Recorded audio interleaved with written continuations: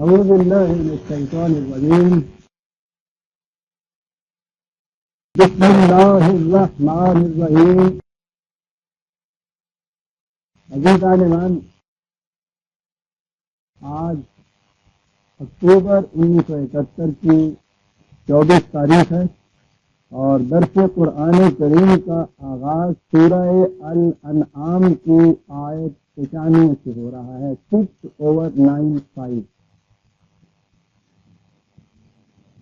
سابقہ آیت میں کہا یہ گیا تھا کہ یہ خدا پر اس طرح باندھنے والے انسانوں کے خود ساختہ شریعت کو خدا کی شریعت بتانے والے،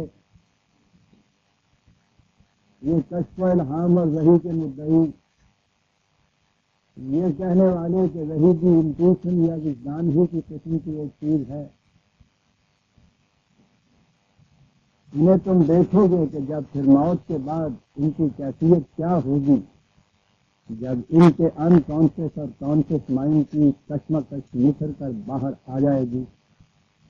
یہ بات پچھلی آیت میں آ رہی تھی، اسی کے تسلسل میں اب آگے بات چلتی ہے. اور جیسا کہ میں نے آخر میں اشارتاً عرض کیا تھا، جتنی عظیم حقیقت اس آیت کے اندر بیان کر دی گئی ہے، 1400 سال پیشتر تو شاید کسی کے قیاس اور گمان و خیال اور وہم میں بھی نہ آ سکتی ہوگی. ہمارے اس دور میں یہ چیز کچھ ابھر کر سامنے آ رہی ہے، اگرچہ وہ اس ریالٹی اور حقیقت کے مقام تک کبھی نہیں پہنچی جہاں تک قرآن پہنچاتا ہے، لیکن اس کے قرائن اور شواہد ضرور سامنے آ رہے ہیں. آیت ہے وَلَقَدْ جِئْتُمُونَا فُرَادًا كَمَا خَلَقْنَاكُمْ أَوَّلَ مَرَّةٍ. عام ترجمہ تو اس کا یہی کیا جاتا ہے کہ تم ہمارے حضور تنہا آؤ گے جیسا کہ تمہیں پہلی بات پیدا کیا گیا. یہ تنہا آنے کا جو تصور ہے، یعنی یہ کہ وہاں صرف اللہ میاں ہوں گے اور ایک ایک آدمی تنہا وہاں جائے گا، جیسے ہمارے ہاں انٹرویو میں عام طور پہ یا انٹروگیشن کے وقت میں ہوتا ہے. علاوہ اس کے کہ یہ چیز قرآن کے تصور کے خلاف ہے. بات اگر یہی ہو کہ میں ہوں اور صرف خدا ہو، کوئی اور وہاں نہ سننے والا ہو، نہ دیکھنے والا، نہ جاننے والا کہ میں نے کیا کیا، اور وہ کہ جسے عظیم علوم ہے کہ میں کیا کر رہا ہوں اور کیا چھپا رہا ہوں، جو دل میں گزرنے والے خیالات سے بھی واقف ہے. اگر معاملہ تنہا اسی سے ہے اور خلوت میں یہ سب کچھ ہونا ہے، تو وہ کمرے کی جتنی بھی چابیاں چار سے تازی ہو گئی، اب چار سے باہر آ گئے. قیامت تو عزیزان من یہ ہے کہ وہاں یہ سب ہوں گے جو آج ہمارے سامنے ہیں، جن سے ہمارا معاملہ پڑا، جن سے ہم نے بہت کچھ چھپایا کہ جو ہم ظاہر نہیں کرنا چاہتے تھے، جن میں ہم بڑے معتبر بنے رہے، بڑے دیانتدار بنے رہے، بڑے ایماندار بنے رہے، بڑے شریف انسان بنے رہے، جن سے بڑے گہرے دوستانہ مخلصانہ تعلقات کے دعوے کرتے رہے، جن نے اس طرح سے زندگی گزاری کہ خود کچھ تھے انہیں کچھ بن کے دکھایا. قیامت تو یہ ہے کہ وہ سب وہاں سامنے ہوں گے اور جو کچھ چھپایا ہوا ہوگا ان سے وہ بالکل سامنے آ جائے گا، اس طرح کہ اس سے انکار نہیں کیا جا سکے گا.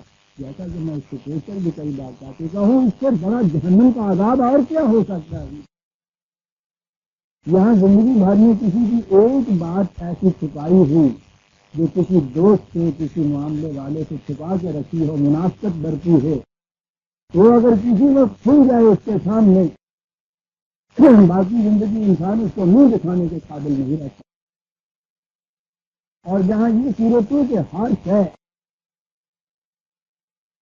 ہر بات جو کسی سے چھپائی، اسے کچھ بن کے دکھایا، پھر کچھ اور، وہ ہر شے سامنے آ جائے اور وہ وہاں ہو موجود اور انکار کی وہاں گنجائش نہ ہو.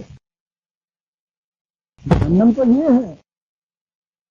اور پھر قرآن تو خود بتاتا ہے وہاں کو ہر امت اپنے امام کے ساتھ بلائی جائے گی.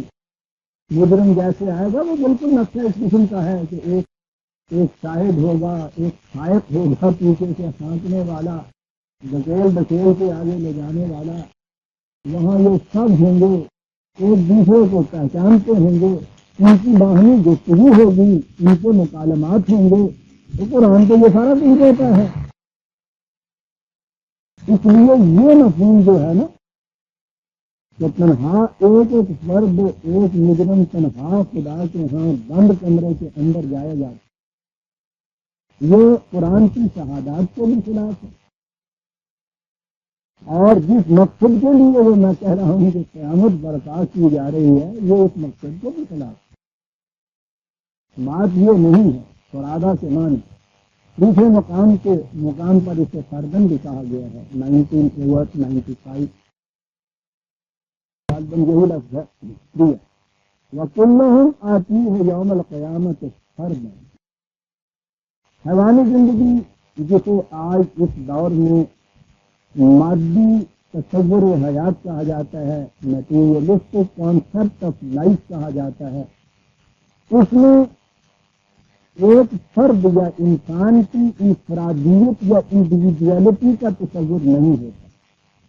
انڈیویجویلٹی کا بڑا صحیح ترجمہ ہی ہمارے ہاں انفرادیت ہوا ہے, اور وہ قرآن کے یہاں سے لیے ہوئے لفظ یا فردن جسے قرآن نے کہا ہے. قرآن ایک انسان کو, ایک فرد کو, ہر ایک فرد کو الگ الگ انڈیویجویلٹی یا انفرادیت کا حامل سمجھتا ہے, جسے انسانی ذات یا اس کی پرسنالٹی کہا جاتا ہے. میں ایک سیلف کنٹرول اینٹی ہوں, انفرادیت ہے میری. میرے ہر عمل کا, ہر ارادے کا, ہر خیال کا اثر مرتب ہوتا ہے میری اپنی ذات پر, اس میں اور نہیں شریک ہوتا. ابھی میں اس کی تفصیل بیان کروں. میری اپنی ذات پر اس کا اثر مرتب ہوتا ہے اور مجھے ہی اس کی جواب دہی کرنی ہوگی. یہ جو قانون مقاصد عمل ہے, ہر فرد جواب دہ ہے اپنے خیالات کا, ارادوں کا, خواہشات کا, آرزوؤں کا, اعمال کا, کردار کا. ایک تو صورت یہاں معاشرے کے اندر ہے, سوسائٹی کے قوانین ہیں. ان میں تو وہ صورت ہے کہ سوسائٹی کے قانون کی اگر خلاف ورزی کی, سوسائٹی نے اس کو درست کی. لیکن ایک ہے انسان کی اپنی انفرادیت ہے. میں نے جو خیال بھی کیا, جو ارادہ بھی کیا, خواہ وہ عمل میں نہیں بھی آیا, اس کا بھی اثر میری ذات پر مرتب ہوتا ہے. اور یہی ان اعمال کی ترتیب دی ہوئی وہ ہے, وہ ذات جسے کہتے ہیں, یہ آگے جائے گی مرنے کے بعد. اور یہ ہے جسے قرآن نے فرد یا فرادہ یا انفرادیت کا حامل کہا ہے. کہا یہ ہے کہ تمہاری ایک اپنی ذات, انڈیویجویلٹی, انفرادی حیثیت سے وہ آئے گی سامنے, اور وہ اپنے ہر عمل کی جواب دہ ہوگی. یہ جو قرآن نے کہا ہے کما خلقناکم اول مرۃ, پہلے تو یہی چیز ہوئی کہ وہ خلق جدید ہے. پہلی پیدائش تو وہ ہے جو اس دنیا کے اندر ہوتی ہے بچے کی, اور اسے قرآن نے خلق جدید یا نشأۃ اخری کہا ہے. ایک اور پیدائش اسے کہہ کے پکارا ہے. ایک تو اس نے تردید کر دی, اس نے اولا مرۃ کہہ کر. ہندوؤں کے ہاں یہ تصور کہ ہر بچہ اپنے سابقہ جنم کے کرنوں کا اثر اپنے اوپر لے کر پیدا ہوتا ہے, اسی کے مطابق بلکہ اس کی پیدائش ہوتی ہے. اول تو یہ کہ ہو سکتا ہے کہ حیوان کی پیکر میں اس کی پیدائش ہو, اور حیوان کے پیکر میں نہیں, انسان کے پیکر میں بھی ہے تو وہ کوئی شودر پیدا ہوگا, کہیں ویش پیدا ہوگا, کوئی کھتری ہوگا, کوئی براہمن ہوگا.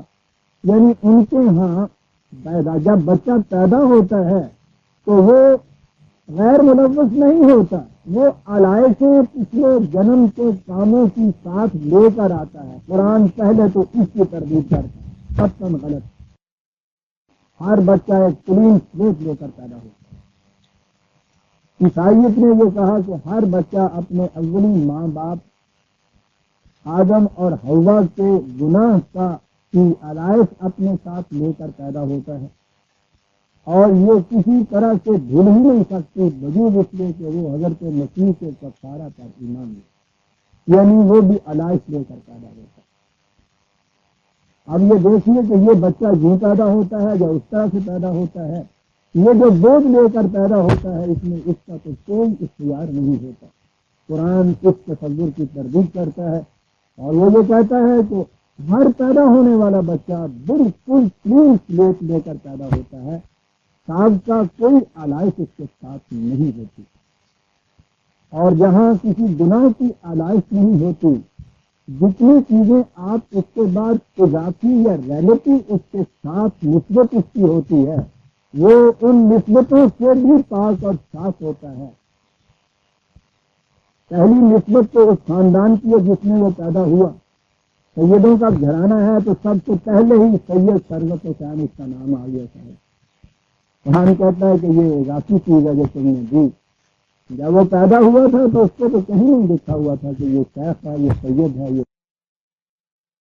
یہ تمہاری معاشرے کی نسبتیں ہیں جو تم نے اس کے ساتھ دی. اولا مرتن جو ہم نے پیدا کیا تھا یہ نہیں ہوگا اور یہ نسبت ختم ہو جائے گی، بلکہ جو دوسری تکلیف ہے اس کے اندر بھی جتنی چیزیں اضافی تم اس کے ساتھ لگاؤ گے وہ ساری ختم ہو جائیں گی. پھر یہ کہ وہ امیر گھرانے میں پیدا ہو گیا، اتنی کوٹھیاں، اتنی مربع زمین، اتنے کارخانے اس باپ کے ہیں. اس کے بعد سے کہتے جب یہ پیدا ہوا تھا تو کوئی دستاویزیں اس کے ہاتھ میں نہیں تھی کہ صاحب اس کی ملکیت کے حقوق اس کو دے دیے ہیں اور یہ ان کو لے کے آ گیا ہے. کچھ بھی نہیں تھا اس کے پاس. اس نے تو کچھ کرنا تھا جس کا معاوضہ اسے جہاں ملنا. یہ ساری چیزیں جتنی بھی ہیں یہ بھی اضافی نسبتیں ہیں جو تم نے اس کے ساتھ کر دی. پھر انہیں نسبتوں کے اندر ہیں آگے چلے آئے تھے. یہ حضرت صاحب ہیں، یہ ہمارے پیر صاحب ہیں، یہ ہمارے لیے یہ کریں گے، وہ ہمارے لیے یہ کرے گا. کچھ دوست ہیں، کچھ ہمدرد ہیں، اور جیسا میں نے ابھی عرض کیا ہے مذہب کی دنیا کے اندر کو بخشوانے والے، شفاعت کرنے والے، یہ ساری اضافی نسبتیں ہیں جو بعد میں آپ لے کے چلے آ رہے ہیں. آپ دیکھیں گے اس ایک آیت کے اندر، ایک آیت کے اندر قرآن نے کس طرح سے ان سب کی نفی کی. انفرادی ہر فرد اپنے اپنے اعمال کا واحد ذمہ دار اور اکاؤنٹیبل ہے.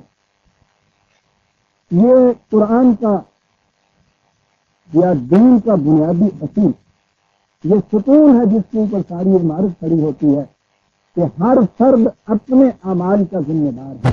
لہا ما کسبت و علیہا ما اکتسبت. 2/286 2/286. لہا ما کسبت و علیہا ما اکتسبت. ہر فرد جو کچھ بھی اچھے کام کرتا ہے اس کا اچھا بدلہ بھی اسی کے لیے ہے، جو وہ غلط کام کرتا ہے اس کا نقصان دہ نتیجہ بھی اسی کو بھگتنا. یہ ہے جسے انڈیویجویلٹی یا انفرادیت کہتے ہیں. یہی فرادہ جو ہے میں اس کی تشریح یہ کرا جا رہا ہوں، اسی کو لہا و علیہ. یہ وہ اصول ہے جیسا میں نے ابھی عرض کیا، بنیادی اصول کہ قرآن کریم کو شروع سے آخر تک اسی اصول کو دوہرائے چلا جا رہا ہے، جیسے قانون مقاصد عمل کہتے ہیں. اس لیے میں اگر اس کی تائید میں آیات پیش کروں تو آدھا قرآن پیش کرنا پڑ جائے گا. دو ایک آیات سے یہ حقیقت سامنے آ جائے گی. 30/44 30/44 من کفر فعلیہ کفرہ ومن عمل صالحا فلانفسہم یمہدون. جو بھی صداقتوں سے انکار کرتا ہے اس کا نقصان اسی کو اٹھانا پڑے گا، اور جو بھی صلاحیت بخش کام کرتا ہے وہ خود اپنی ذات کے لیے اچھی زندگی کی تیاریاں کرتا ہے، اپنی ہی ذات کے لیے. یہ جس طرح سے کہ کسی دوسرے کے برے کام جو ہیں ان کا نقصان دہ نتیجہ اسی طرح منتقل نہیں ہو سکتا، اسی طرح اس کے اچھے کام جو ہیں ان کا خوشگوار نتیجہ بھی کسی دوسرے کی طرف منتقل نہیں ہو سکتا۔ یہ جو ہمارے ہاں انسان ثواب کے تصورات ہیں اور اس کے لیے یہ سارے پھر یہ کل اور جمعراتیں اور 40ویں اور ختم اور یہ سارا کچھ ہے، یہ سارے غیر قرآنی تصورات دیکھنے کے یہاں سے ہم نے مستعار لیے ہوئے، کسی کا کوئی ثواب کسی دوسرے کو نہیں پہنچ سکتا۔ یہ انفرادیت کا جو قرآن نے اصول دیا ہے یہ اس کے خلاف۔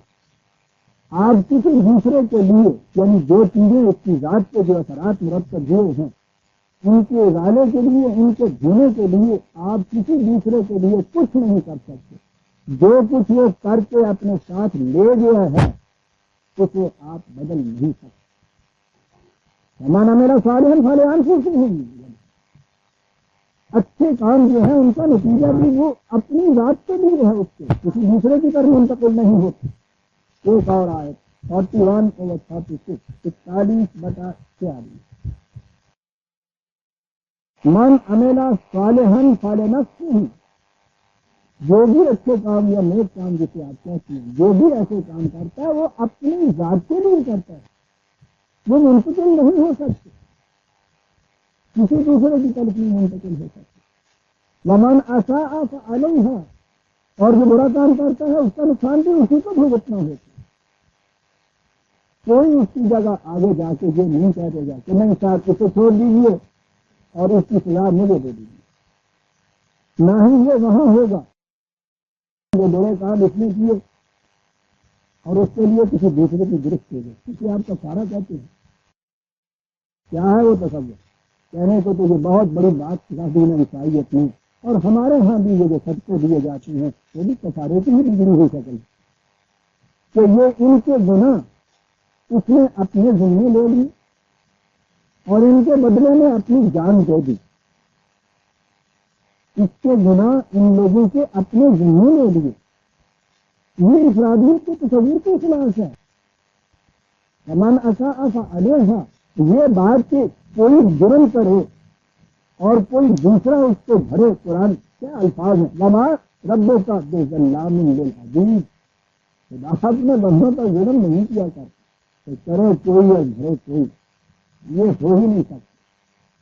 جیسے یہ نہیں ہو سکتا کہ کرے کوئی اور بھرے کوئی، اسی طرح سے یہ تصور بھی غلط ہے کہ کسی کو اپنی ذات کے اچھے کام جو ہیں ان کے نتائج کسی دوسرے کی طرف منتقل کرنے، یہ منتقل ہونے والی بات ہی نہیں ہے۔ وہ جو میں ایک مثال دیا کرتا ہوں سمجھانے کے لیے، وہ اچھی چیز ہے کہ جو شخص صبح سیر کے لیے نکلتا ہے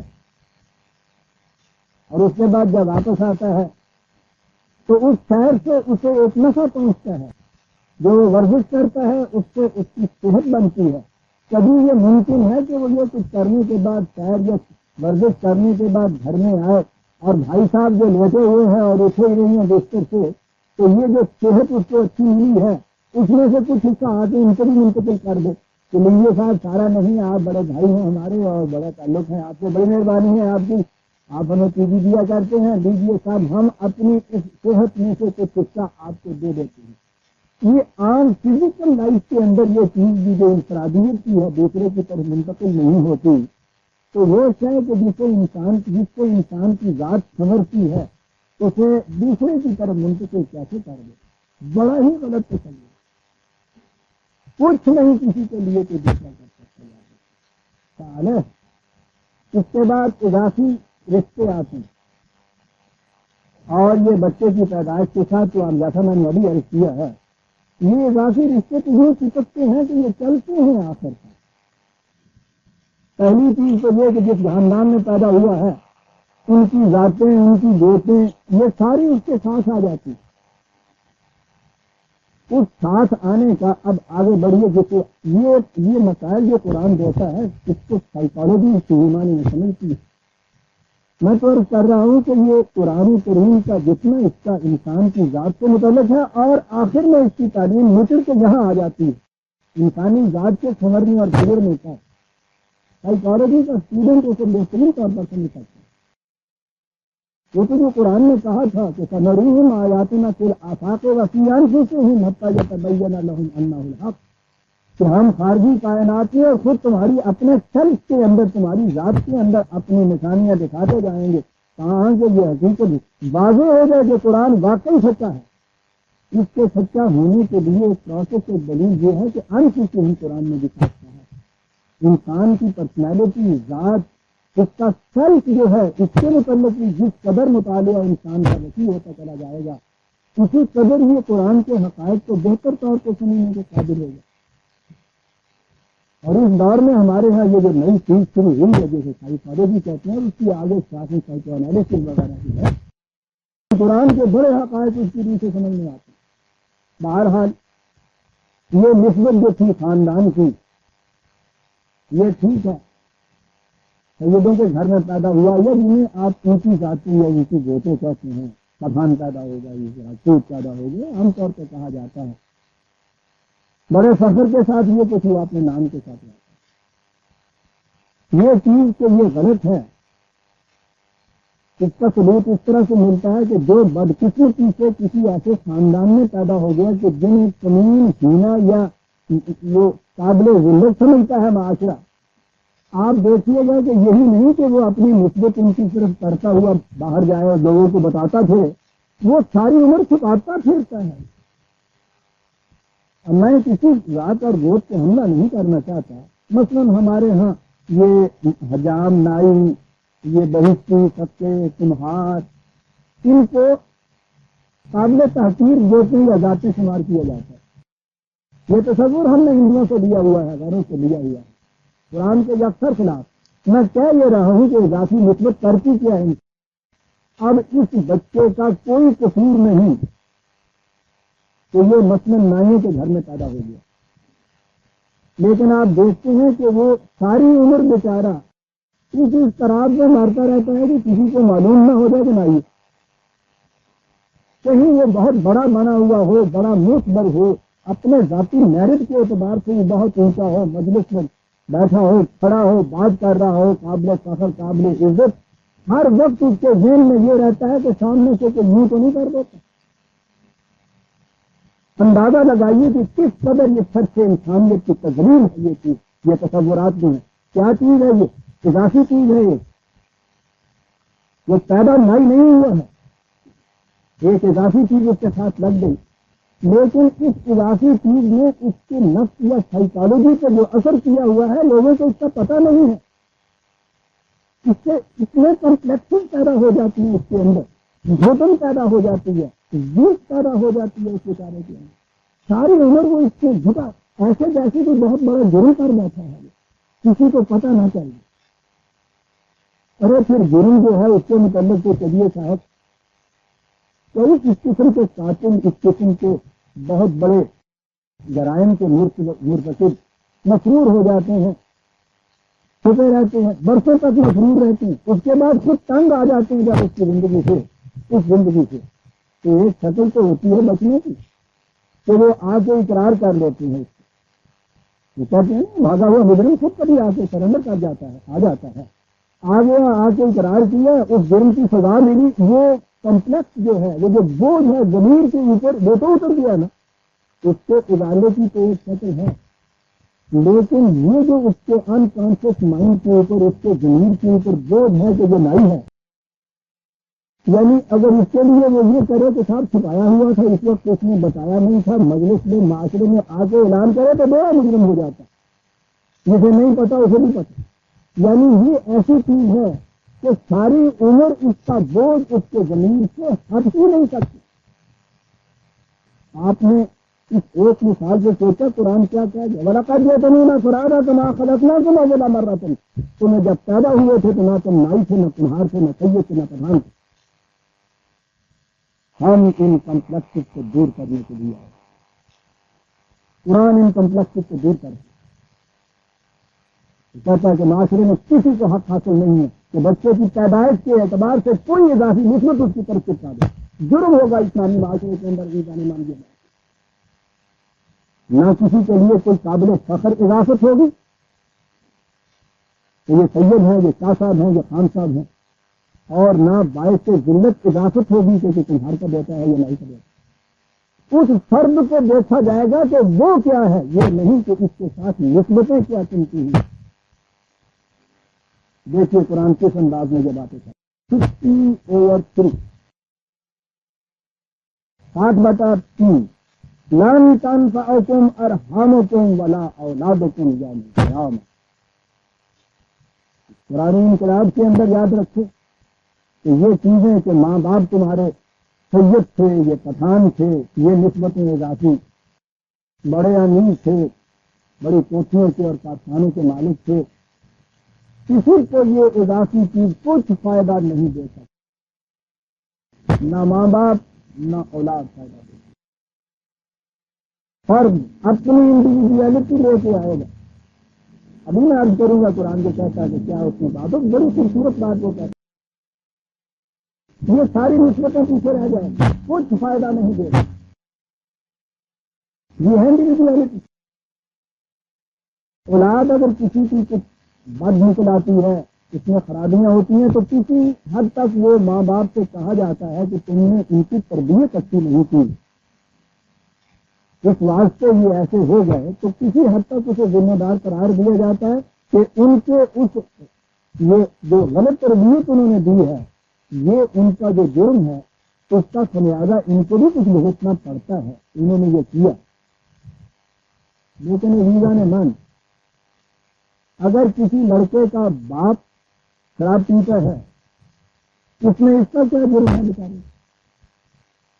لیکن آپ دیکھیں گے کہ غلط معاشرے کے اندر جہاں اضافی نسبتوں کو اتنی اہمیت دی جاتی ہے، یہ بھی چھپتا پھرتا ہے. اگر کہیں یہ ہو گیا کہ صاحب اس کی ماں بڑی جھوٹی ہے، یہ منہ چھپاتا پھرتا ہے، حالانکہ اس میں اس کا کوئی قصور نہیں.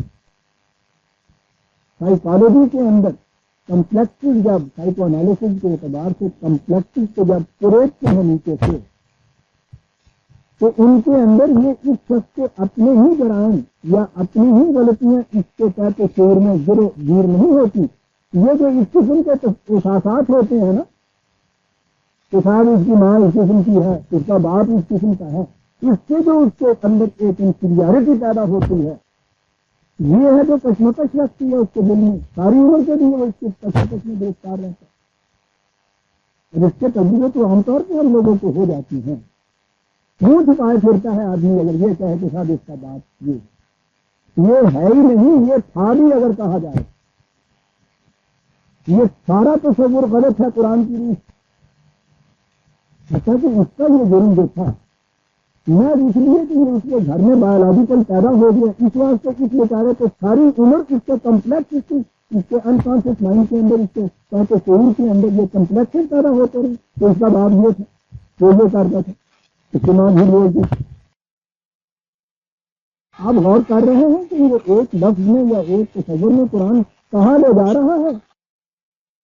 آپ نے سے جو آباد سائیکو انالیسس کے کچھ لوگ رکھتے ہیں انہیں معلوم ہے کہ کتنی دشواری ہوتی ہے ان کمپلیکسز کو نکالنے میں. اس فرد کے متعلق وہ دیکھتے ہیں کہ کوئی ایسا جرم اس نے زندگی میں نہیں کیا جس کی وجہ سے یہ اضطراب اور یہ کمپلیکس اس کے اندر یہ کشمکش پیدا ہوئی ہے.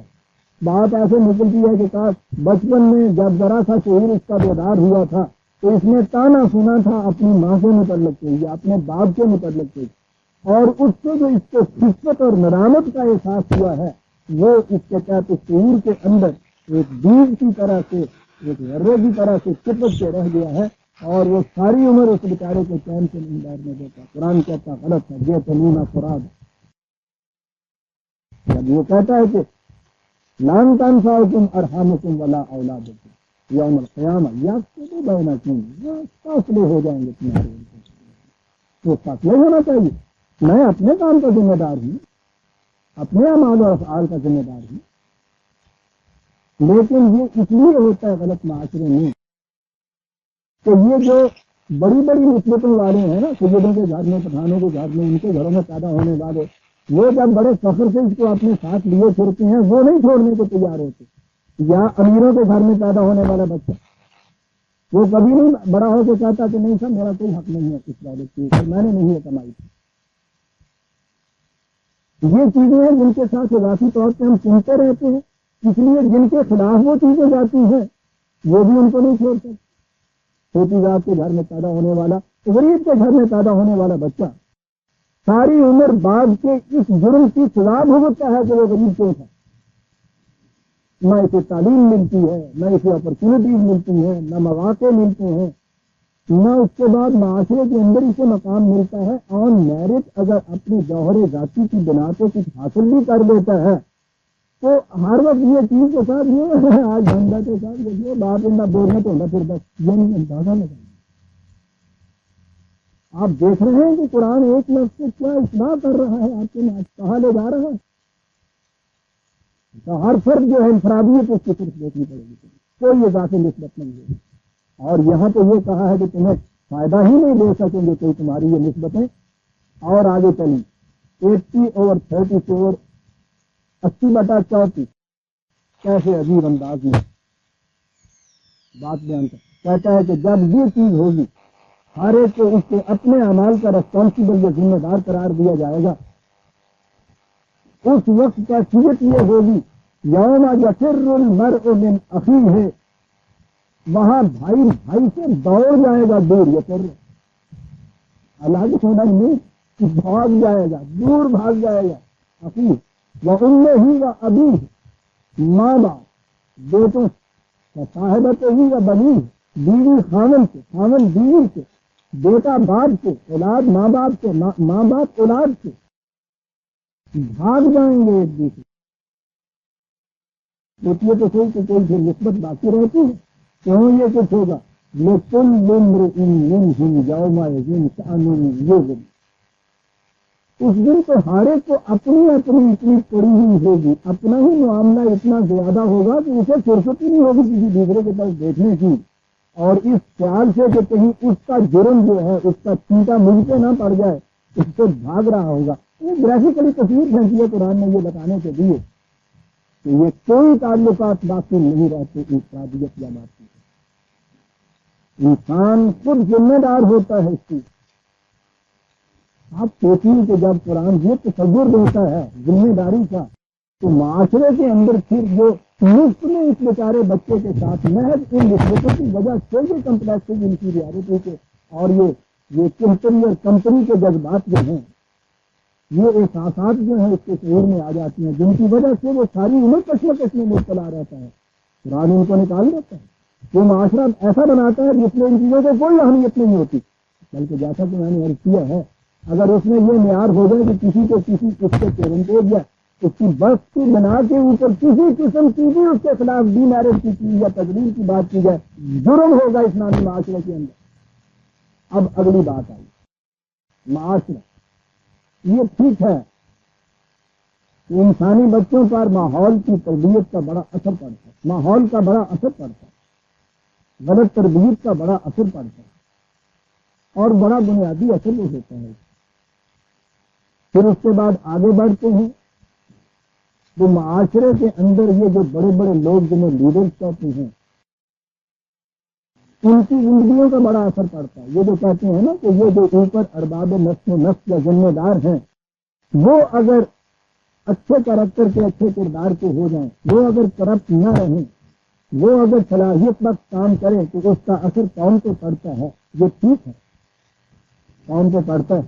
اور اگر اوپر وہ کرپٹ ہو جائیں یا ان کے اندر بد کرداریاں آ جائیں تو اس کے اثرات بھی متعدی ہوتے ہیں، جراثیم کی طرح آگے پھیلتی ہیں. اس طرح سے یہ چیز لگتی ہے.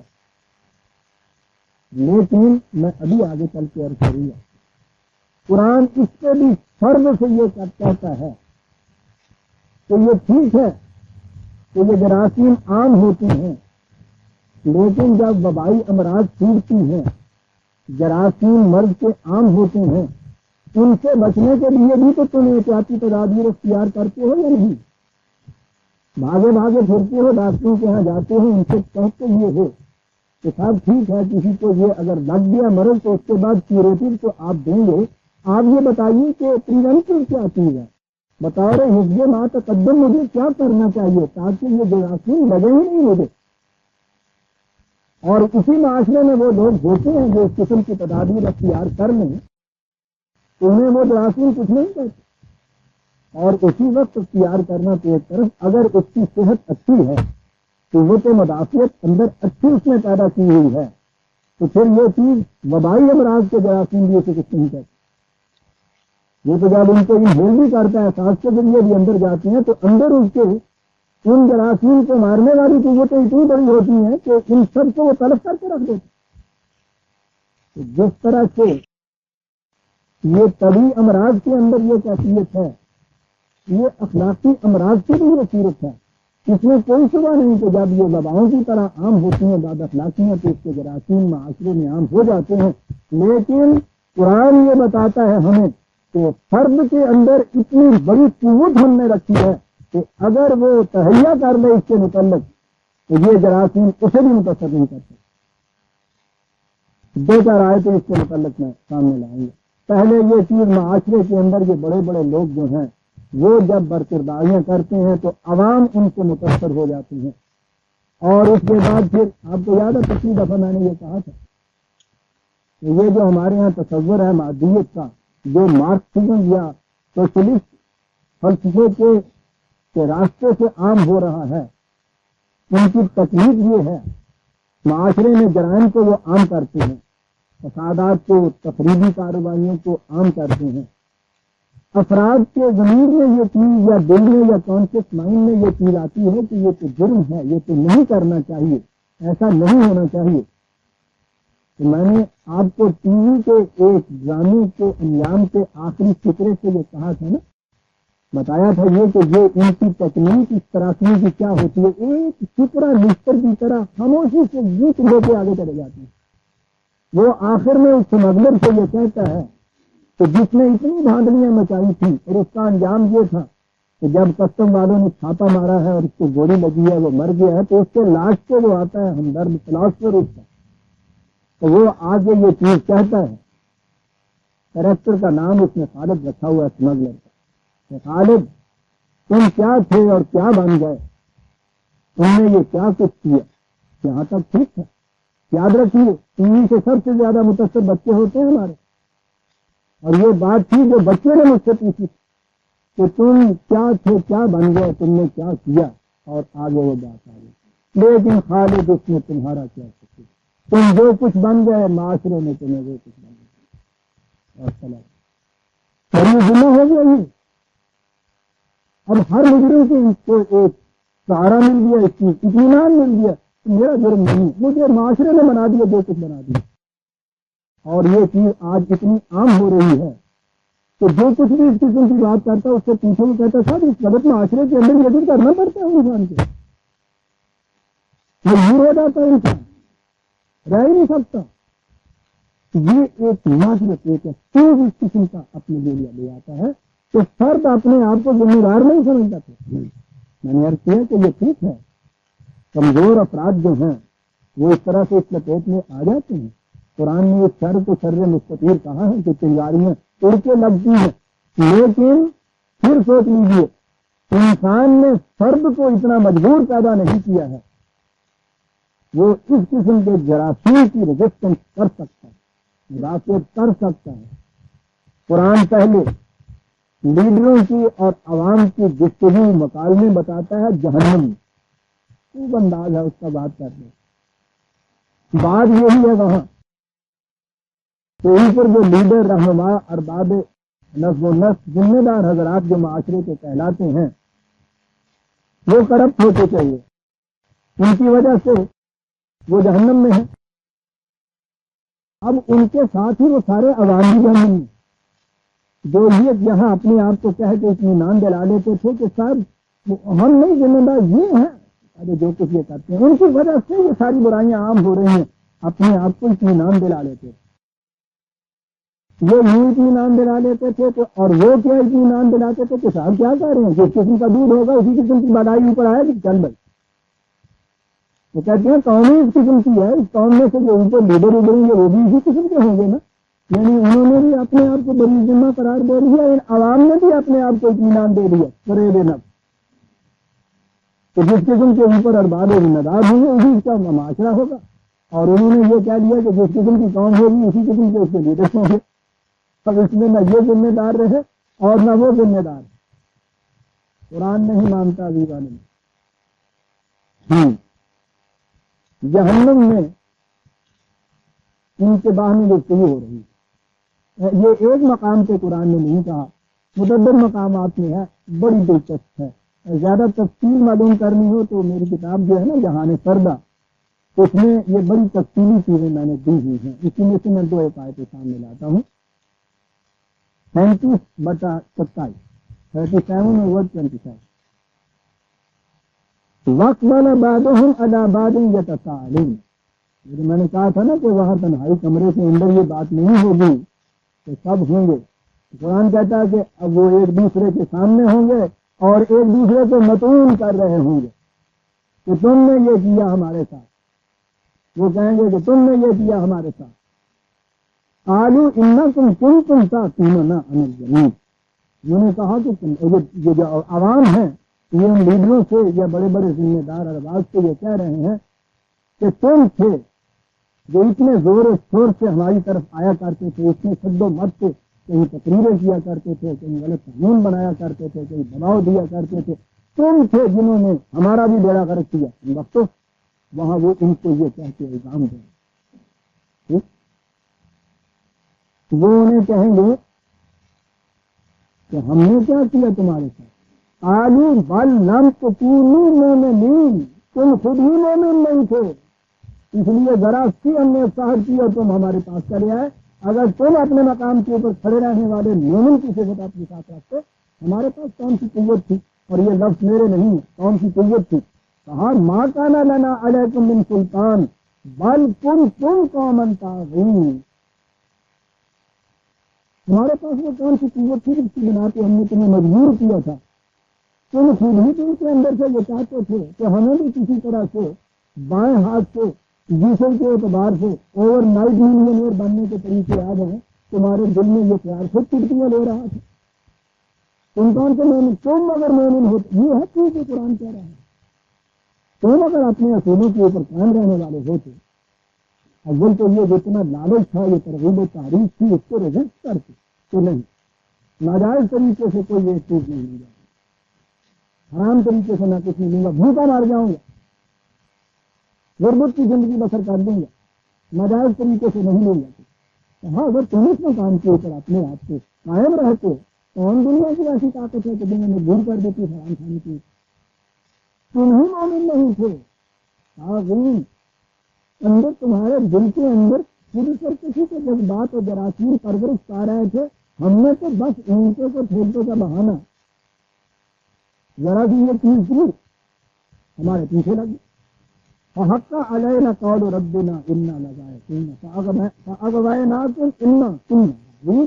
ٹھیک ہے، ہم گمراہ تھے، غلط راستے پہ چل رہے تھے. تم بھی تو غلط راستے پہ چلنے کی جتنے تمہارے دل میں یہ جذبات لے رہے تھے. تم کون سا تہیا کر کے بیٹھے تھے کہ ہم نے نہیں چلنا اس راستے پہ، ہم نے پہل کی، تم پیچھے ہو لیے. ہوا تو اتنا ہی.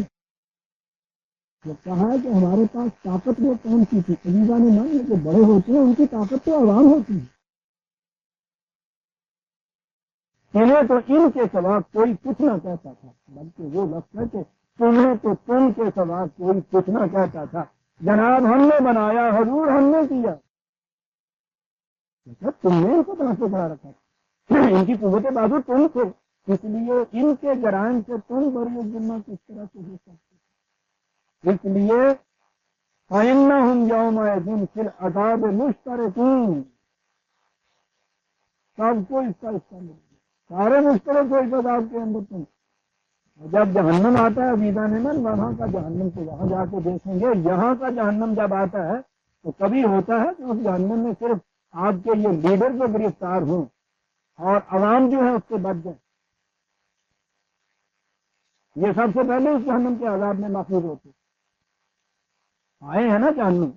بہرحال محسوس و مشہور شکل کے اندر مشرقی پاکستان میں یہاں کون سا کام جہنم، کون بچا ہوا اس کے اندر. فَإِنَّهُمْ يَوْمَئِذٍ فِي الْعَذَابِ مُشْتَرِكُونَ. اور قرآن کہتا ہے اِنَّا كَذَلِكَ نَفْعَلُ بِالْمُجْرِمِينَ. ان دونوں کو مجرم قرار دیتا ہے. یہ عذر قابل مقبول نہیں اس کے نزدیک. پھر کہیں یہ معذرت ہوتی ہے کہ صاحب میں غلط سوسائٹی میں پڑ گیا، یہ بڑے راجا صاحب یہ فلاں دیکھیے نا، یہ اس قسم کا تھا فلاں، وہ جو تو دوست کوئی ساتھی کوئی مصاحب جو ہیں انہیں متون کیا جاتا ہے، انہیں ذمہ دار قرار دیا جاتا ہے۔ قرآن تو کوئی وقت چھوڑتا ہی نہیں ہے۔ 50/27 50/27 وہ کہتا ہے کہ وہاں یہ کہے گا کہ یا اللہ نہیں، میں ذمہ دار نہیں ہوں، یہ جو ہے نا یہ میرا دوست جس نے مجھے بتایا تھا یہ لے گیا تھا مجھے، ٹھیک ہے آپ جوا کھیلتا تھا مجھے بھی اسے لے گیا تھا، میں تو بالکل حصہ بھی نہیں پیا کرتا تھا جی، یہ تو مجھے لے گیا، اس نے مجھے شراب بھی لگا دی، چوری کی لت بھی لگا دی، میں نہیں جی اس کو پکڑیے صاحب، اعلیٰ کریم ہو ربنا ما اتقیتہ ولکن کان فی ضلال بعید، تو کہے گا کہ نہیں میرے رب میں اس کا ذمہ دار نہیں ہوں، اس کے اندر خود بھی جراثیم موجود، یہ تو تلاش کر رہا تھا کسی ایسے جو ذرا سا سائز اور اس کے کندھے پہ رکھ کے یہ بندوق چلائے۔ قال لا تختصموا لدی وقد قدمت علیکم بالوعید، ہم اس سے کہیں گے کہ ہمارے ہاں جھگڑنے کی کوئی ضرورت نہیں ہے، ہم نے تم سے کہہ دیا تھا کہ ہمارے ہاں اس قسم کی کوئی معذرت قابل قبول نہیں ہوگی، ہر فرد اپنے جرم کا ذمہ دار ہے۔ ما یبدل القول لدی وما انا بظلام للعبید، ہماری بات ہمارا قانون بدلا نہیں کرتا، اور یہ نہ سمجھو کہ ہم تم پہ ظلم کر رہے ہیں، ہم کسی پہ ظلم نہیں کیا کرتے۔ افراد سے آگے بڑھیے، قوموں تک قرآن کو لے کر آج ہمارے یہاں ہو رہا ہے، تہذیب مغرب نے ہمیں تباہ کر دیا صاحب، یہ ساری مادہ پرستی وہاں سے آ رہی ہے، یہ سارے پیسے ادھر سے چلے آ رہے ہیں، اب وہاں امریکہ کی طرف سے سیلاب کی طرح، ہجوم کی طرح، بلا کی طرح یہ سارا کچھ چلا، نوجوان بہے چلے جا رہے ہیں اس کے اندر، ان کی شکلیں ان جیسی، ان کی کرتوتیں ان جیسی، اخلاق و اطوار ان جیسے، یہ سب یعنی یہ قوم جو ہے یہ اپنے اوپر ذمہ داری نہیں لیتی، کیا یہ رہی ہے کہ یہ وہاں سے یہ چیزیں آ رہی ہیں اور وہ ہمیں یہ متاثر کیے جا رہی ہیں۔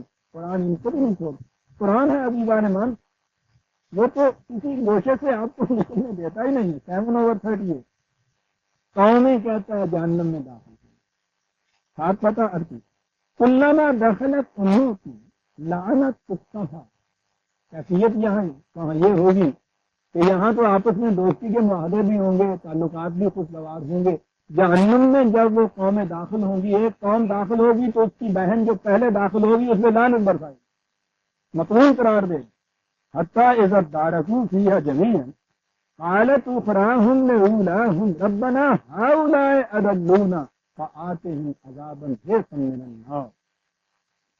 یہ جو متاثر ہونے والی قوم تھی وہ یہ کہے گی کہ یا اللہ یہ تھی وہ قوم جس نے ہمارا بیڑا گرک کیا، یہ ہے تباہ کرنے والی مغرب کی تہذیب کی آمد، انہیں لیجیے، یہ ہپی جو وہاں سے آتے تھے امریکہ والے صاحب، ان کو پکڑیے، اور ان کو اگر ہمیں آپ نے مجرم قرار دینا ہی ہے تو بہرحال ہے، لیکن ان کو تو دوہرا عذاب دیجیے تم بچوں کہ خود بھی یہ خراب ہوئے تھے اور ہمیں بھی انہوں نے خراب کیا تھا، سن لیا نا ان کا کہ ان کو تو دوہرا عذاب دیجیے۔ اور ہم سب اول تو اپنے آپ کو مجرم ہی قرار نہیں دیتے، ہمارے نوجوانوں کو تباہ کر دیا تہذیب مغرب، جب یہ نہیں تباہ ہوئے انہوں نے کر دیا، اور اگر زیادہ سے زیادہ آئیں گے بھی تو اس دعوے پہ آئیں گے کہ ہاں صاحب کسی حد تک تو یہ بھی ہے، لیکن بڑی حد تک وہی ذمہ دار ہے، یعنی دوہرا عذاب انہیں کو ہم مانتے ہیں۔ پتہ ہے قرآن کیا کہتا ہے؟ اعلیٰ لکل ضعف ولکن لا، ان کو کہا ہے کہ دونوں کو دوہرا عذاب ملے گا، دونوں کو دوہرا مانتے ہو نا، ٹھیک ہے انہیں تو دوہرا عذاب ملے گا، ٹھیک ہے کہ انہوں نے اپنی اس غلط تہذیب کو، غلط تصورات کو عام کیا، نشر و اشاعت کے ذریعے سے یہ کیا، لیکن تم نے جو اسے قبول کیا تو تم ان کے ساتھی بن گئے نا، ان کے گروہ میں اضافہ ہوا، ان کے خیالات رکھنے والی قوم جو تھی دنیا میں اور بڑھ گئی، اور یہ بڑھنا ان کے لیے تقویت کا موجب بن گیا، جتنی ہم خیال قومیں اس دنیا میں ہیں وہ ایک دفعہ بنا لیتی ہیں، کہا یہ تم نے اختیار کر کے ان کی تقویت کا موجب تم بن گئے دنیا میں، لہذا تمہیں اپنے جرم کی سزا اور اس کی کہ تم ان کے لیے وجہ تقویت بنے، دوہری تمہیں، اور ان کی یہ کی اپنا جرم اور انہوں نے پھیلایا اس چیز کو عام کیا، دونوں کو دوہری سزا قرآن دے رہا ہے۔ میں کیا یہ رہا تھا کہ یہ جو چیزیں آج ہم کہہ کے اپنے آپ کو کبوتر کی طرح آنکھیں بند کرنے کی کوشش کرتے ہیں کہ ہم ذمہ دار نہیں ہیں اس کے، وہ دوسرے ذمہ دار ہیں، قرآن برابر کا ذمہ دار قرار دیتا ہے۔ اور اس کے بعد عزیزان ایمان، جیسے میں نے عرض کیا تھا، وہ فرد کو بڑی قوت کا مالک قرار دیتا، اس کی ول پاور، اس کی قوت ارادی، اس کا عزم، وہ کہتا ہے کہ دنیا میں ہر شر کا مقابلہ کر سکتا ہے۔ یہ تو ہو سکتا ہے کہ وہ اس شر کو مغلوب نہ کر سکے تنہا، لیکن یہ تو ہو سکتا ہے کہ اس شر سے اپنے آپ کو محفوظ رکھ سکے۔ بڑی خوبصورت چیز ہے جو قرآن میں آتی ہے۔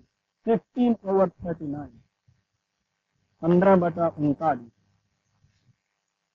ابلیس کا خدا کے ساتھ مقابلہ، کالمہ ہو رہا ہے۔ وہ کہہ رہے ہیں کہ ہاں، تم نے اپنے اوپر جو دروازے باز آفرینی کی اور اصلاح کے بند کر لیے، تو جاؤ پھر قیامت تک تم اسی طرح سے رہے۔ ضمن میں عرض کر دوں کہ یہ دروازہ بند کس طرح سے ہوتا ہے، پہلے بھی عرض کر چکا ہوں، لیکن بات کے سامنے اس آیت میں آ گئی جو میں عرض کرتا ہوں۔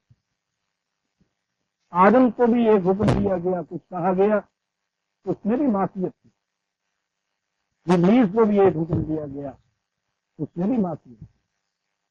دونوں کا جرم ایک جیسا ہے۔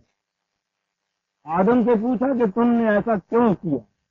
اس نے کہا ربنا ظلمنا انفسنا، میرے پروردگار میں ذمہ دار ہوں اپنی غلطی، میں نے غلطی کی۔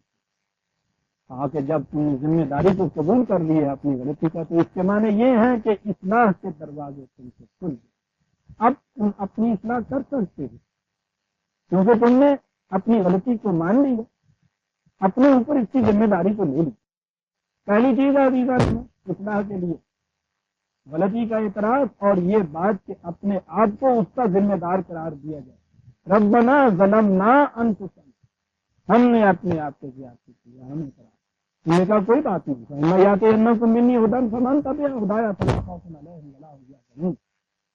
ٹھیک ہے، اس وقت غلط راستے پہ پڑ گئے، اس کے بعد ہماری ہدایت تمہارے پاس ہوگی، صحیح راستے پہ چلنا، کچھ نہیں بگڑا۔ ابلیس سے پوچھو کہ تم نے یہ کیوں کیا؟ رب بما اغویتنی، میں نے کہا کہ میں تو مجبور محض ہوں، اختیار مطلق تو تمہارے ہاتھ میں ہے، تمہارے حکم کے بغیر پتہ نہیں ہل سکتا۔ میں مجھ میں ایسی طاقت کہاں، تمہارے حکم کے بغیر کوئی بھی اس قسم کی بات کروں، تم نے مجھے گمراہ کرایا۔ کہا کہ تم غلطی کا نہ اعتراف کرتے ہو، نہ اس کی ذمہ داری لینے کے لیے تیار ہو، اس لیے اب اصلاح تمہاری ہو ہی نہیں سکتی۔ جو اپنے آپ کو جرم کا ذمہ داری نہیں قرار دیتا، مسجد کا اعتراف ہی نہیں کرتا، دوسرے کو ذمہ دار قرار دیتا، آپ نے دیکھا کتنی بڑی بات کہہ دی قرآن نے۔ یہ ابلیسیت ہے، یہ کہنا کہ میں ذمہ دار نہیں ہوں۔ اس کے بعد اس نے کہا کہ چل دے دو ان کو بھی اور ہمیں بھی۔ میں نے عرض کیا کہ یہ مکالمے، یہ گفتگویں جو ہیں، یہ سمجھانے کے لیے قرآن تمثیلی انداز سے بیان کیا ہے۔ ٹھیک ہے، اسے بھیجیے، پھر میں کیا کروں گا؟ لاؤ زیننا لہم فی الارض ولأغوینہم، دیکھو تو صحیح کہ میں غلط باتوں کو کتنا مزین اور حسین بنا کے ان کی نگاہوں میں دلکش اور جاذب بنا کے پیش کرتا ہوں۔ کیا بات قرآن کرتا کیا ہے وہ، مسلمان بھائی بات، غلط باتوں کو کتنا حسین بنا کے ان کی نگاہوں میں رکھتا ہوں، بس یہ ہے جو میں نے کرنا ہے۔ اور پھر دیکھو کہ میں کس طرح سے ان سب کو غلط راستے کی جھنجھنا دے کے، بچے کو مٹھائی دکھا کے، بڈھی مائی دا چاہتے والا ہو جائے، کینٹی بھی نہیں پھرتا، سارے منڈے اسکولوں نہ جانے میرے پیچھے پیچھے گھنٹی بجائے کہتا دیکھو پھر کس طرح سے یہ غول در غول میرے پیچھے آتے ہیں۔ کہا ٹھیک ہے، تمہاری تکنیک اور تمہارے عزائم ہمیں پتہ ہے، تم کرو گے، یہ گھنٹیاں بجاؤ گے، سیٹیاں بجاؤ گے، مزین کر کے دکھاؤ گے، لیکن یہ ہے عزیزان من بات جو یاد رکھنے کی، ان عبادی لیس لک علیہم سلطان، جو میری عبودیت اختیار کیے ہوئے ہوں گے ان کے اوپر تیرا کوئی کسی قسم کا اقتدار و غلبہ نہیں ہے۔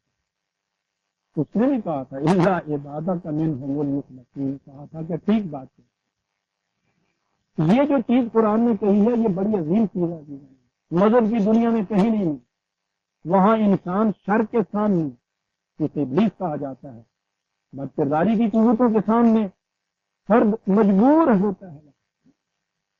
قرآن یہاں یہ چیز کہتا ہے. خدا نے یہ اسی وقت مکار کے کہہ دیا کہ ٹھیک ہے جاؤ جو جی میں آئے کر لو, میرے بندوں پر تیرا کسی قسم کا کوئی اقتدار نہیں ہے.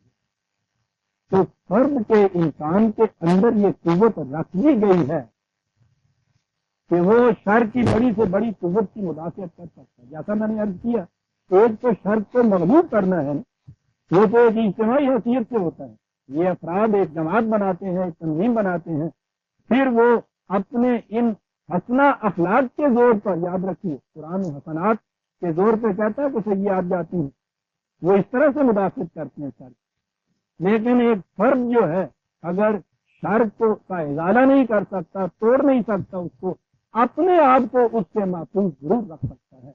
قرآن کہتا ہے کہ ہم نے یہ اتنی بڑی قوت یہ دی ہے فرد کے اندر کہ وہ شر کا مقابلہ یہ کر سکتا ہے. بڑا دعویٰ ہے یہ قرآن کا کہ انا عبادی لیس لک علیہم سلطان, اور یہی ہے وہ مقام اور یہی ہے وہ پوزیشن جو انسان کی قرآن نے بتائی کہ جس سے اس کے لیے مایوس ہونے کی کوئی بات نہیں ہے. شر کتنا ہی مستطیر کیوں نہ ہو, کرپشن یا اخلاقی بد کرداریاں کتنی ہی وبائی امراض کی طرح جراثیم کی طرح کیوں نہ فضا میں پھیل چکی ہوئی ہیں, ٹھیک ہے ان کے ازالے کے لیے اس کے پاس اتنی قوت تھا نہ ہی ہو. فرد اپنے آپ کو ان سے محفوظ رکھ سکتا ہے.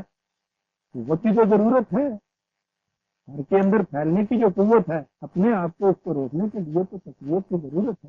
لیکن بڑی چیز اس کے اندر وہ ایمان کی بات اس نے کہی, یہ یقین جو ہے کہ جتنی یہ اقدار خداوندی ہیں مجھے ان سے ادھر ادھر نہیں ہٹنا. پہلی یہ یقین کی چیز, اور اس کے بعد پھر عزم رات. عزم بڑی چیز ہے عزیزان اللہ.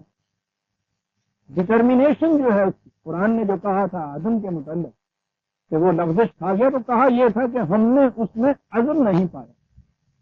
عزم بڑی چیز ہے, اور اس کی مثالیں تو آپ کو آج کے اس معاشرے کے اندر بھی, جہاں واقعی اس قدر جرم, یہ برکرداری اور یہ کرپشن عام ہو گئی ہے کہ وہ وبائی امراض کے جراثیم کی طرح سانس کے ذریعے سے بھی اندر جا رہی ہے, اتنی عام ہو رہی ہے.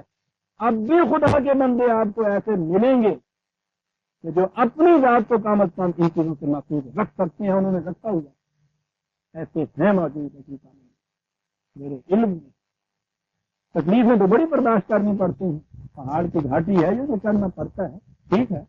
ندی کے اوپر کی طرف جو رخ ہے اس طرف جانا ہوتا ہے نا کشتی کو لے کے, بہاؤ کے ساتھ جانے کے لیے تو بڑی آسانیاں ہوتی ہیں, چڑھاؤ کی طرف ندی کو لے جا رہا ہوتا ہے. لیکن اس کے اندر یہ قوت ہوتی, وہ افراد دیکھے ہیں میں نے جن کے اندر یہ قوتیں ہیں, وہ مومن ہیں کہ جو شر کا مقابلہ کرتے ہیں. تکلیفیں آتی ہیں, مشکلات آتی ہیں, عزم کی یہاں ضرورت آگے بڑھتی ہے. وہ ہاتھ سے نہیں جانے دیتے اپنی اس چیز کو, اور اس سے یہ ثابت ہوتا ہے کہ فی الواقع فرد کے اندر یہ قوت رکھی ہے خدا نے کہ وہ اپنی ذات کو کم از کم محفوظ کر سکتا ہے شر. اور یہ تھی وہ چیز جس کے لیے کہا تھا کہ یہ ساری اضافی نسبتیں, یہ تمام معذرت کوشیاں جن کو تم یہاں کر رہے ہو, یہ ساری کی ساری جتنی بھی ہیں وہ سب یہاں رہ جائیں گی. وَلَقَدْ جِئْتُمُونَا فُرَادَىٰ كَمَا خَلَقْنَاكُمْ أَوَّلَ مَرَّةٍ وَتَرَكْتُم مَّا خَوَّلْنَاكُمْ وَرَاءَ ظُهُورِكُمْ. ایک فکر میں سارے کا مفہوم یہ ہوگا کہ جو کچھ تم ہوگے, سن لیجیے, جو کچھ تم ہوگے وہ آؤ گے ہمارے سے, جو کچھ تمہارا ہوگا وہ سارا پیچھے رہے گا. جسے بھی آپ میرا کہہ کر پکارتے ہیں وہ سارا پیچھے رہ جائے, وہ کچھ کام نہیں. میں کیا ہوں, میں کیا بنا ہوں, یہ چیز ہے جو آگے جائے. پھر سن لیجیے کہ جسے انسان میرا کہتا ہے یا میری کہتا ہے, یہ اضافی نسبت ہے. میرے ماں باپ, میرا خاندان, میرا گروہ, میری پارٹی, میرا مال و دولت, میرے دوست و احباب, میرا معاشرہ, میرے لیڈر, میری جائیدادیں, آپ دیکھتے ہیں میرا ہے یہ سب. جب آپ کہتے ہیں کہ میں نے یہ کب کہا تھا، اس میں میرا کچھ نہیں، میں نے یہ نہیں کہا، میں نے یہ کیا، میں وعدہ کرتا ہوں آپ سے۔ دیکھا آپ یہ میں اور میرے میں فرق کیسے آپ کرتے چلے جاتے ہیں۔ یہ میرا جو کچھ ہے یہ سب رہ جائے گا، میرا مال و دولت میں یہاں تک آیا تھا، اور آگے چلیے آپ کہتے ہیں یہ میرا جسم، یہ بھی یہاں رہ جائے گا، اب میں ہی آگے جائے گا، میں یہ جسم بھی نہیں ہے، یہ جو میں جسے آپ کہتے ہیں، اور یہ وہی چیز ہے کہ جسے آپ انسان کی قوت ارادی کا حامل کہتے ہیں، فیصلہ کرنے والی اندر ایک شے جو ہے، اسی کو انسان کی انفرادیت کہا جاتا ہے۔ وَلَقَدْ جِئْتُمُونَا فُرَادًا، تمہاری انفرادیت، انڈیویجویلٹی میرے پاس آئے، ہمارے پاس آئے، میں کی چیز، میری کی چیزیں کوئی نہیں آئیں گی، ترکتم ما فَضْلُ، آپ پیچھے رہ جائیں۔ فرادہ کے معنی انڈیویجویلٹی، تمہاری انفرادیت، تمہارا فرض، تمہاری ذات، یہ آئے گی ہمارے سامنے، اور وہ یہ نہیں کہ کوئی وہ جو پھیلے ساتھ لاتی ہے، وہ تو جو کچھ آپ کرتے ہیں، سوچتے ہیں، ارادے آپ کرتے ہیں، ان سب سے وہ کچھ بنتی جاتی ہے، غلط چیزوں سے بگڑتی جاتی ہے، اچھی باتوں سے بنتی جاتی ہے۔ یہ بگڑی ہوئی بنی ہوئی جو کچھ بھی ہے، وہ کہتا ہے یہ تو آئے گی ہمارے سامنے، جسے تم نے میرا اور میں کہا تھا، یہ سب پیچھے رہ گئے۔ آپ سوچیے عزیزان من کے انسان اس میں کے لیے کیا کرتا ہے، اور جنہیں یہ میرا کہتا ہے ان کے لیے کیا کرتا ہے۔ قرآن نے جو کہا تھا کہ یاد رکھو یہ بیوی بچے تمہارے دشمن ہو جاتے ہیں، دوسری جگہ کہا تھا یہ فتنہ ہوتے ہیں تمہارے لیے۔ بیوی بچوں کو قرۃ عین بھی کہا ہے، آنکھوں کی ٹھنڈک بھی ہوتے ہیں، لیکن فتنے کا موجب ہو جاتے ہیں، دشمن ہو جاتے ہیں۔ یہ میرے ہیں نا، ان کی خاطر کتنا کچھ انسان کرتا ہے، وہ اپنی ہی ذات کے لیے تو اس کو بہت بہت تھوڑی سی ضرورت ہوتی ہے جسم کی پرورش کے لیے، یہ اس سے آگے پھر یہ جو میرا ہوتے ہیں نا، اس کے لیے یہ سارا کچھ کرتا ہے۔ میری زمینیں اور میرے کارخانے اور میری اسکیمیں اور میرا مال و دولت، تو پتہ نہیں میرے بچے اور میرے بیٹی، سارا کچھ میرا ہو رہا ہوتا ہے۔ کبھی اس کو سوچنا چاہیے کہ یہ میرے کی خاطر تو میں اتنا کچھ کر رہا ہوں، میں کی خاطر میں کیا کر رہا ہوں۔ کہیں ایسا تو نہیں ہوتا کہ یہ میرے جو ہیں ان کو سنوارتے سنوارتے میں بگڑ جائے اس کے اندر، بس یہ تباہ ہوا۔ قرآن نے کہا ہے کہ حقیقی نقصان اٹھانے والے وہ ہیں افراد کو، جن کی ذات نقصان میں رہتی ہے، جن کی میں نقصان میں رہتی ہے، کہ سارا یہ ہے۔ تو عزیزان من، جسے آپ اعمال نامہ کہتے ہیں، محاسبہ کیس کہتے ہیں، اسے ہر رات سونے سے پیشتر یوں اس کا محاسبہ کرنا چاہیے۔ ہم محاسبہ کرتے ہیں میرے کے مطابق، میں نے کاروبار کتنا کیا، آج نفع کتنا ہوا، میرا مال کتنا بڑا، اس میں کتنا نقصان ہوا، میں نے بیٹے کے لیے کیا بنایا، یہ سارا کچھ حساب کتاب کرتے ہیں۔ اس کے ساتھ کبھی یہ بھی حساب کر لینا چاہیے کہ یہ سارا کچھ جو میں نے میرے کے لیے کیا ہے، اس میں میں جو ہے اس کو میں نے کیا کر دیا، وہ بھی ضروری ہے کرنا، بشرطے کہ ناٹ ایٹ اٹس کاسٹ، اس کو نقصان نہ اس سے پہنچے، سب کچھ کیجیے، لیکن اگر اس کے لیے جو کچھ کیا ہے اس سے اسے نقصان پہنچ گیا ہے، یہ ہے سودا خسارے کا بھی۔ اس لیے کہ وَلَقَدْ جِئْتُمُونَا فُرَادًا، ہمارے سامنے تو تم جو کچھ بن گئے ہوئے ہو وہ آئے گا۔ وَتَرَكْتُم مَّا خَوَّلْنَاكُمْ وَرَاءَ ظُهُورِكُمْ، وہ سارا کا سارا جو کچھ یہ مال و دولت اور میرا تھا وہ سارا پیچھے رہ جائے گا، ترکتم، چھوڑ جاؤ گے اپنے پیچھے۔ کہا اور اس کے بعد وہ جن کے بڑے بڑے دعوے تھے کہ ہاں صاحب ہم تمہاری سبات کر کے تمہیں کھلا دیں گے، ہم بچائیں گے تمہیں، اس میرے کے لیے بھی تو تم بہت کچھ کرتے تھے، میرے صحابہ، میرے پیر مرشد، میرے حضرت صاحب، یہ سب کچھ تم کچھ کرتے تھے۔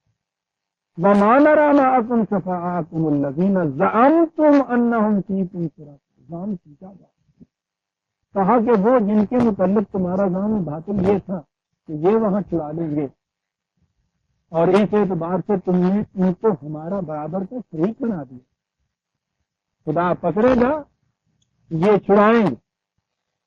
دیکھا یہ تمہیں کچھ خدا سے بھی بڑھا، ذہن میں تو بڑے شعر اور مصرے آ رہے ہیں جن کو بڑے جوش و خروش سے تکیے دیروں میں نہیں، اب مسجدوں کے اندر بھی اسی طرح سے جایا جاتا ہے، جس میں خدا کی گرفت ہوتی ہے اور یہ کھلانے والے وہاں ہوتے ہیں۔ لیکن کیا ضرورت ہر ایک کو اس کا کہا وہ زام کی جن کے متعلق تمہارا زام یہ تھا کہ یہ چھڑا لیں گے، انہیں بھی ہم تمہارے ساتھ نہیں دیکھ رہے ہیں۔ یہ انداز دیکھیے میرا کتنی چون گا، کوئی وہ بھی نہیں ہے گے، وہ بھی نہیں ہے، تم نے انہیں نہیں چھوڑ دیا تھا، یہ تو وہ کچھ تھا نا، انہوں نے تمہیں چھوڑ دیا، وہ اس لیے کہ تم ان کے اپنی پہ ہی ہوگی۔ وہ جو قرآن نے کہا کہ اس دن ہر فرد کو اپنی پہ اتنا کچھ ہوگا، وہی لفظ ہے کہ وہ اتنا ہوگا کہ اسے فرصت ہی نہیں لگے گی کہ میری گل سن لی اپنی صحیح ان کی تو یہ تکلیف ہوگی، ہم دیکھتے نہیں کہ وہ کہاں گئے۔ لقد تقطع بینکم وضل عنکم ما کنتم تزعمون، وہ سارے رشتے جو میرے کی وجہ سے تم نے قائم کیے ہوئے تھے، جن چیزوں سے کٹ گئے وہ رشتے آج اللہ۔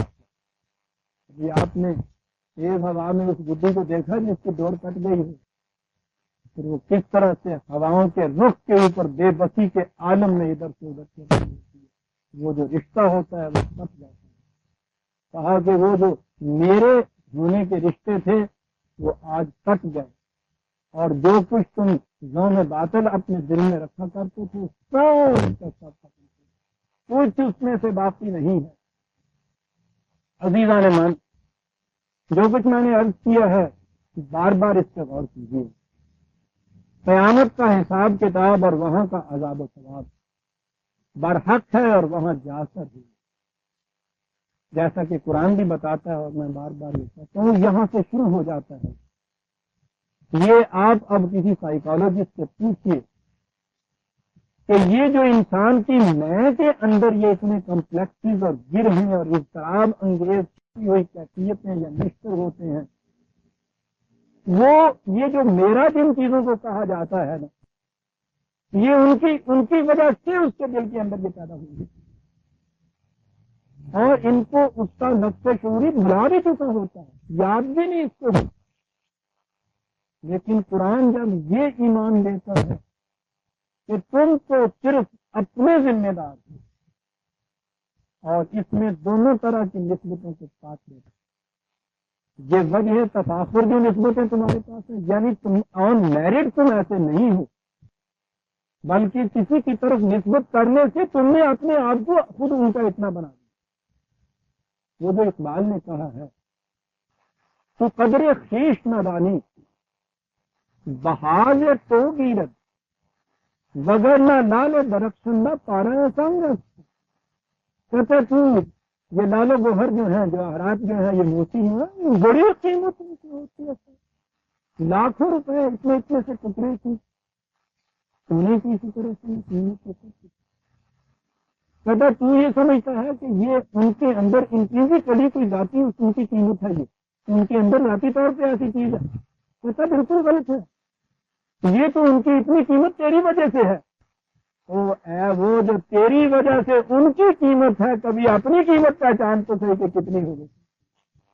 اضافی نسبتوں کی بنا پہ اپنے لیے وجہ تفاخر اس کو قرار دے رہی ہے، بڑی بھول، بڑی غلطی، اس سے میں نہیں سمجھ، بڑے فریب میں انسان رہتا ہے اس میری کی نسبت میں، فلاں ذات کا، فلاں گوشت کا، سید ہے، فلاں خاندان کا چلا رہا ہے۔ کسی زمانے میں مغلوں کے زمانے کے اندر کوئی قاضی صاحب ہوں جیسا ہے، آج کسی سے پوچھیے کہ صاحب اس میں گرانی آپ کا بھی قاضی صاحب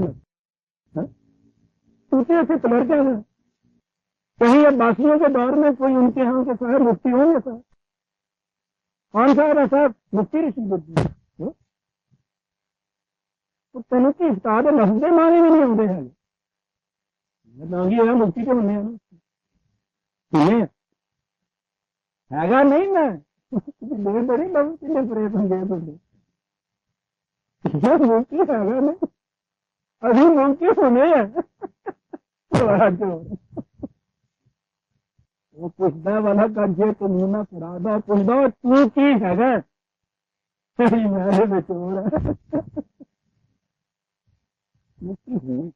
کتنی دور سے یہ چیز آتی ہے کتنا بڑا فریب ہے انسان جو اپنے آپ کو دیکھتا ہے فخر تو کہتی اس خالد ڈھول کو ہے جس کی آواز زیادہ ہو اتنا چنا بازے بنا اسے کہتے ہیں اندر سے کھوکھلا ہو اس کی کافی بنا ہوا یہ تو ہوئی تفاخر کی طرح سے سائیکولوجیکلی یہ بھی بڑی عیب پیدا کرتا ہے انسان کہ جو میرٹ اپنا نہیں ہے اضافی ضامطن سے بدام خیش اس کو اپنے لیے میریٹوریس تصور کر کے پورے سمانا نہیں نام یہ ہوتی ہے یعنی سید کا لا کے یوں ہی خام خواہ کے لیے یہ اپنے آپ کو یقینی کے نہیں کے متعلق سمجھنا چل پڑے ہیں سید اس کے برخلاف کمپلیکسز جو ہوتی ہیں یہ جنہیں ہم نے معاشرے کے اندر سنین یا کم ذات سے یا چھوٹی ذات سے بنا دیا لفظ نکل گیا منہ سے گالی ہو گئی ہے کم ذات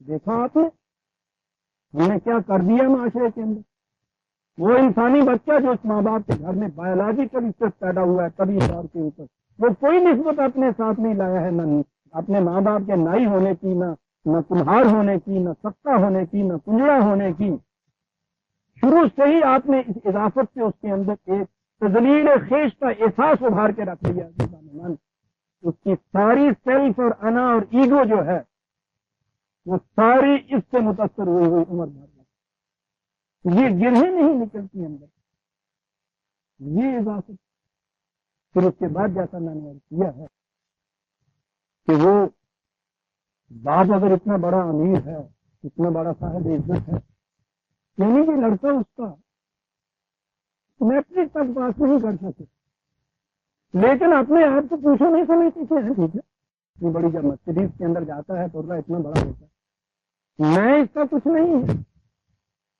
میرے کی وجہ سے یہ ساری چیز ہو جاتی ہے دوسری طرف وہی جو میں نے عرض کیا تھا غریب آدمی مزدور کا بیٹا ہے آن میرٹ کتنا بڑا کیوں نہ ہو جائے وہ جو باپ کی نسبت چلی آ رہی ہے معاشرہ بھی اس کو ذلت کی نگاہ سے دیکھتا ہے اس کی وجہ سے اس کے دل کے اندر بھی کمپلیکس پیدا ہو گیا ہے میں نے عرض کیا ہے کہ وہاں کی جنت اور جہنم بات قرآن اس زندگی میں تمہیں جنت دینا چاہتا ہے کہ یہ جتنی چیزیں جیسے قرآن نے کہا ہے یہ جتنے بھی ہیں یہ معاشرہ ایسا پیدا کرتا ہے جس میں ان نسبتوں کا کوئی تعلق نہیں ہے وہاں صرف فرد کی انفرادیت کو دیکھا جاتا ہے کہ یہ آن میرٹ کیا ہے اس کی عزت بھی آن میرٹ ہوتی ہے بکل درجات مما امین سوسائٹی میں ان کے مدارج کا تعین ان کے ذاتی جوہر ذاتی بنا کرتے اکرمکم عند اللہ ہے سب سے زیادہ واجب العزت جو سب سے زیادہ جوہر ذاتی سے متصف ہے اور کسی کو اسی طرح سے یہ غلط نسبتیں جو ہیں ماں باپ کی یہ ذات اور بود کی یہ سب تمام کی تمام وہ مٹا دیتا ہے یہاں تو کیفیت ہے کہ بندہ ہے عشق بھی کر کے میں سب تم جانوں کہ بری راہ فلاں ابن فلاں چیزیں نہیں اور یہ جو عزیزہ نے مان کے فلاں باپ ہے فلاں بھائی ہے آپ کو معلوم ہے کہ یہ بنیادی طور پہ یہ کچھ بھی نہیں ہوتا یہ جو آپ پیدا ہوتے ہیں کسی کے گھر میں اور اس کے بعد جب آپ بڑے ہوتے ہیں نا جو سمجھنے لگ جاتے ہیں کسی کو تو وہاں ہوتا ہے یہ ابا تمہارے آئے یہ بھیا ہیں آپ کو یہ بتایا جاتا ہے پھر وہ باپ بنتا ہے پھر بھائی بنتا ہے اس بچے کو پیدا ہونے کے ساتھ ہی کہیں تھوڑا یہ آسٹریلیا میں اور کچھ نہ بتائے کہ تمہارا باپ کون سا ہے ایسے بچے وہ بڑا ہو جائے وہاں اس کا باپ بھی موجود ہو کوئی تعلق ہی آپس میں نہیں ہوگا جیسے اور افراد اب باقی لوگ اسی قسم کا وہ بھائی کے متعلق بھی اگر نہ بتایا جائے یہ تمہارا بھائی ہے بالکل یہی صورت ہے بہنوں کے متعلق بتایا جائے کہ نہ بتایا جائے بات نہیں ہے یہ تو سارا کچھ اس کو بتایا جاتا ہے یہ نسبتیں جو ہیں اس کے شعور میں ڈالی جاتی ہیں یہ نہ بتانے کی چیزوں کے بعد اوقات ایسی صورتیں آ جاتی ہیں، سارات میں ایسی صورتیں آتی ہیں۔ انگلینڈ کے 2 بچے جو اس جنگ کے عظیم میں، انہوں نے اپنے چھوٹے چھوٹے بچوں کو بھیج دیا تھا کینیڈا میں، آسٹریلیا وغیرہ میں، وہ بچے وہاں بڑے ہوئے سب کچھ ہوئے، ایسا اتفاق ہوا، پتہ کسی کو کسی کا نہیں تھا کون کس کا بیٹا ہے کون کا بھائی ہے۔ اور اس کے بعد وہ جنگ لڑکا اور لڑکی تھے، انہوں نے اس کے بعد شادی کر لی آپس میں، ان کے بچے نہیں پیدا ہوئے۔ کچھ عرصے کے بعد کسی طرح سے کوئی چیز ادھر ادھر ہوتی ہوئی یہ معلوم ہو گیا کہ یہ تو بہن بھائی ہیں۔ کل تک کوئی ان کے دل کے اندر کسی قسم کا کمپلیکس نہیں تھا، آج جو یہ پتہ بتایا ہے چیخ اٹھے، یہ کیا ہے؟ یہ نسبتیں ذاتی طور پہ کچھ حیثیت نہیں رہتی، یہ تمدنی چیزیں ہیں، معاشرے کی چیزیں ہیں، یہ ہونی چاہیے، بڑی ضروری ہیں۔ انہی تعلقات سے معاشرہ وجود میں آتا ہے۔